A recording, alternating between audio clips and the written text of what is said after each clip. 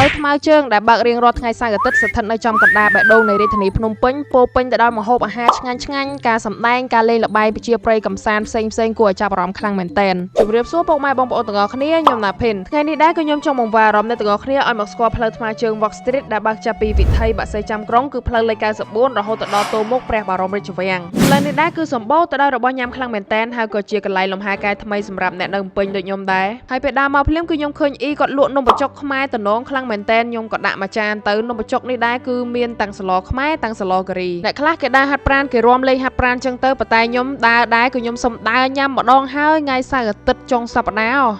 សុំប្រហិតមួយមកខ្ញុំចាំបានហើយចាំបានហើយអរគុណខ្លួនឯងទិញតែមួយចាន 10000 ទេតែទៅឈរចុចប្រហិតគេឡើងចង់អស់មួយទូម្ហូបភាគច្រើនគឺមួយចាន 10000 មួយចាន 10000 អ្នកទាំងអស់គ្នាហូបបែកពោះតែម្ដងតើសាច់ឲ្យច្រើនមក 10000ហើយឲ្យទៀតណែមួយហ្នឹងឲ្យខ្ញុំមួយហ្នឹងឲ្យខ្ញុំពីរមកទៅឥឡូវបកាពីរមកចា$10000អរគុណច្រើនអរគុណអ្នកលក់នៅតាម Walk Street គឺរុះរាយរាក់ទាក់មានសិលធម៌ខ្ពស់ហើយសំខាន់គឺចិត្តល្អតែម្ដងអ្នកទាំងអស់គ្នាយើងចង់ឲ្យគាត់ថែមសាច់ថែមអីគ្រាន់តែប្រាប់គាត់គឺគាត់ថែមឲ្យឡើងច្រើនតែម្ដងការដើរលេងបែបនេះគឺជាទេសចរបែបចំណាយតិចចំណេញជាតិអ្នកទាំងអស់គ្នាយើងដើរលេងបែបនេះគឺអាចជួយដល់ពូគាត់លក់ម្ហូបតាមដងវិថីនឹងផងហើយសំខាន់គឺបានលំហែខួរក្បាលខ្លួនឯងទៀតលហុងក្តាមប្រៃលេបកាហ្មងក៏បានយកហល់បងទេ2គ្រាប់3គ្រាប់បងច្រើនផងហ្វ្រីមកដៃ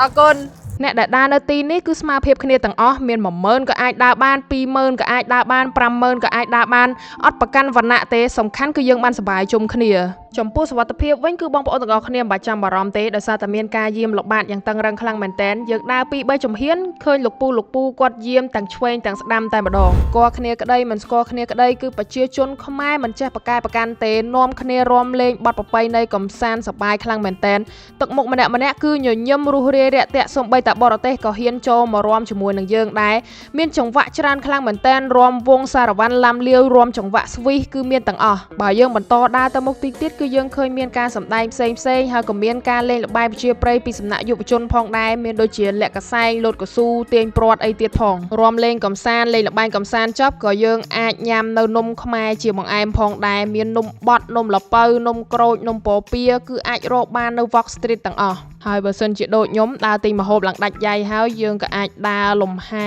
កាយមើលទេសភាពនៅមុខព្រះបរមរាជវាំងក៏ដូចជាតាមដងផ្លូវផ្សេងផងដែរមុននឹងយើងទៅផ្ទះវិញអញ្ចឹងវីដេអូនេះគឺមានតែប៉ុណ្្នឹងឯងអ្នកទាំងអស់គ្នាអរគុណសម្រាប់ការទស្សនាជម្រាបលាបាយ